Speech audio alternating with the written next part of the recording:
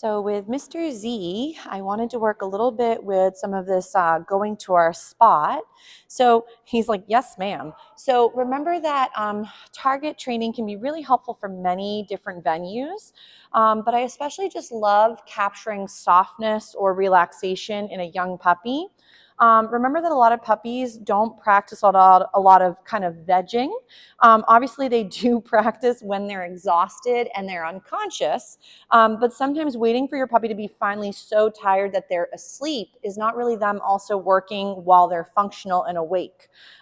So while your puppy is working a little bit with some of these place behaviors, I'm not saying we have to go right into a stay exercise, because that impulse control may not be quite as resilient as we were hoping in the beginning, and that's fine. So, but what I would highly recommend is start to practice capturing softness. So if, let's say, your puppy gets a little excited, and he might have to go out for a little potty break in just a moment, but I want to see if I can get him to start targeting his little bed. Nice, what a good boy. So this could be as simple as like a bath mat. If your puppy, he's like, I'm gonna roll around in it because it feels so nice. Is if your puppy starts to mouth the item, you either want to feed them for doing check-ins or other skills you'd rather. Remember, you want to do sometimes behaviors that are unable to have two behaviors happen at once. So if, let's say, he was busy mouthing, but instead I was asking him to do something else, then that could be a really great benefit. The other option too, which I've mentioned in some of the other previous ones, he's like, lady, I just want to eat it up. It feels nice. So let's say your puppy is going for the wrong item. So this is where if your puppy needs something to occupy the mouth while you're physically and mentally working another part of them, I do sometimes like to do two things. So let's say he's enjoying a chew, but then every once in a while we're capturing really nice soft behavior. I might go again, yes, and then feed him right between his little feet. Nice. So what Mr. Z could be then working on is, again, he has that lovely chew just in case he needs something to hone in on other than the blanket. But then what I'm also feeding him is for this lovely softness while he's on his mat. So if in the beginning your puppy's having a hard time with this, I know we've mentioned it in the past, you don't want to do all 3Ds at once. So the 3Ds would be considered your duration, your distraction level, and your distances. So if Mr. Handsome is having a hard time with time frame, I wouldn't on top of it go 15 feet away and do this while you have company. So I would recommend is work it from a very soft starting point. So let's say in the beginning, I'm only a couple feet from him. If he couldn't tolerate that, I would be right next to him and I'd be going yes and feeding him for being on the floor and relaxed in that spot. This is very pretty. So again, yes, and feed again. So if he's in a down position, I do sometimes like to feed between the feet. It allows him to grab the food from the ground versus trying to meet you halfway and jumping up to grab the snack. So right now, anytime I get some of these beautiful little eyeballs on me, I might go yes, and I can feed him directly as well for those beautiful eyeballs. But remember that if your puppy is, again, having a hard time, remember training sessions should be short and sweet. So if you are finding, you know what, 5 minutes is maybe his top, maybe do 3 minutes, maybe 2 minutes, maybe a 1 minute little session. But I'd make sure there's lots of breaks and recess time for doggy things. So chewing, licking, playing, restroom time, obviously for a little, but then also lots of good rest in the sense of sleeping and taking naps. Nice job, sir. So again, today I did just put his little coat on because it is a little cool out today, but he is borrowing this other harness too, so we had something to practice with as well. Nice job.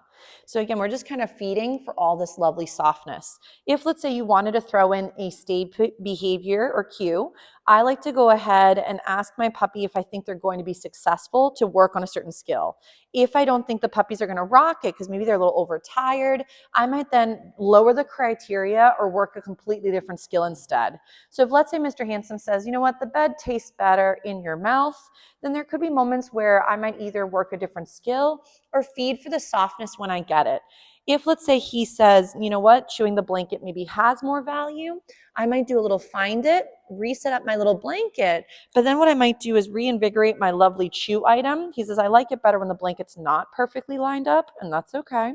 So now, oh, we dropped one. He'll maybe find that one later. So now what I'm doing is I'm reinvigorating this chew item. I'm also feeding him for being stationary on his mat. So I'm just squishing on a few little doggy treats onto this little part of his bone. This is, again, they call them knuckle bones. It is a section of it. A knuckle bone is not a knuckle, so I know it sounds really confusing. It's actually, this is a smoked bone, and then a knuckle bone is the end of the femur bone. So from a cow. So what I just did is I just squashed a few snacks onto it just to create more value in the item again. And then that way, as he goes and settles on that, then we could feed him for some of the softness, or I could then get him to redirect from the blanket he was trying to gobble up onto something that's appropriate. So remember that a lot of times in puppyhood, it's capturing little glimmers of the behaviors you're hoping to get to in the big boy zone later. But if we don't feed or acknowledge the beginning stages, why would he want to work even harder for the real behavior that he can barely make it to?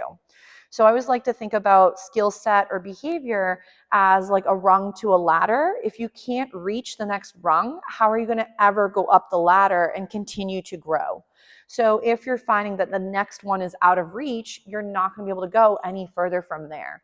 So make sure it's little itty bitty steps in the direction you were hoping to go versus lots of big steps where, again, he's faltering or we're getting frustrated and then no one's having a good time learning. So short and sweet for greater success, and make sure that things are attainable or it's the beginning steps to something. So like shaping to the big boy, big girl skill. Nice.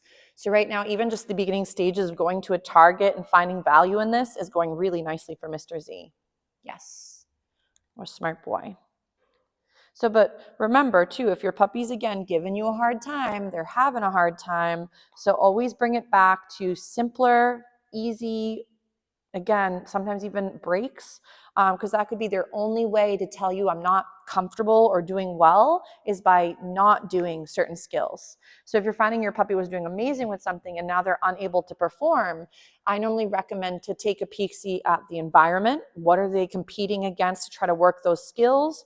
What is maybe going on physically for your puppy? Are they going through a growth spurt? Do they maybe not get enough rest? Do they maybe feel unwell?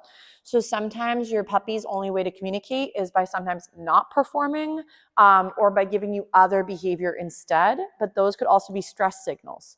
So remember, if sometimes your puppy is extremely exuberant, that could be overtired and or nervous. So sometimes nervousness can look like hyperactivity, but remember how there's fidget is part of those F's. So fidgeting is sometimes a very big sign for a lot of dogs that they're uncomfortable or overwhelmed with the setup.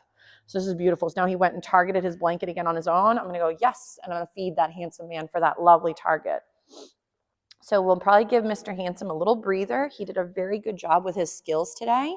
We'll bring him out for a little potty, and then he can go take a little siesta because he says, boy, am I exhausted.